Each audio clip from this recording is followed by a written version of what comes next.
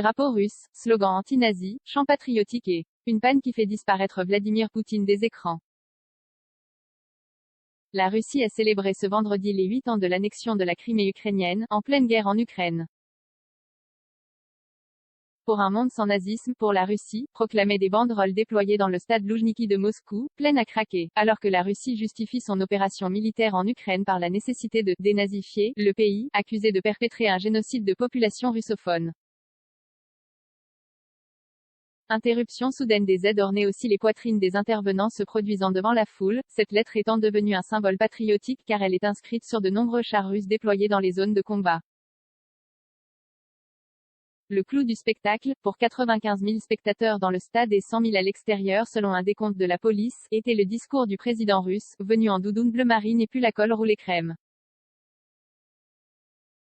Vladimir Poutine était en train de louer l'héroïsme des soldats russes engagés en Ukraine quand soudain la chaîne de télévision publique Rossiya 24 a interrompu son intervention, montrant d'autres moments du même événement.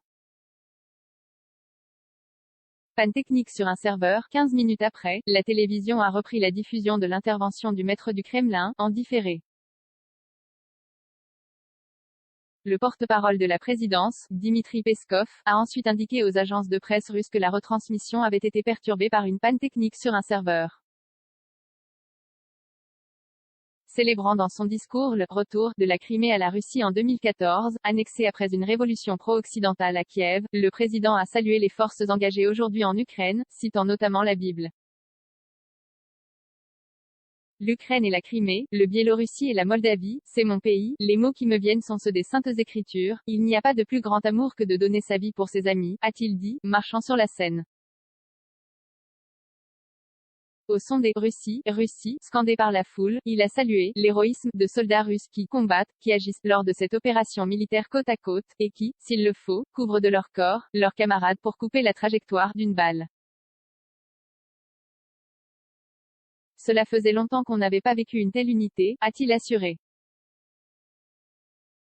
L'événement a aussi été marqué par les chansons patriotiques de chanteurs célèbres. Oleg Gazmanov a repris le tube, fabriqué en URSS, qui proclame notamment « L'Ukraine et la Crimée, le Biélorussie et la Moldavie, c'est mon pays ».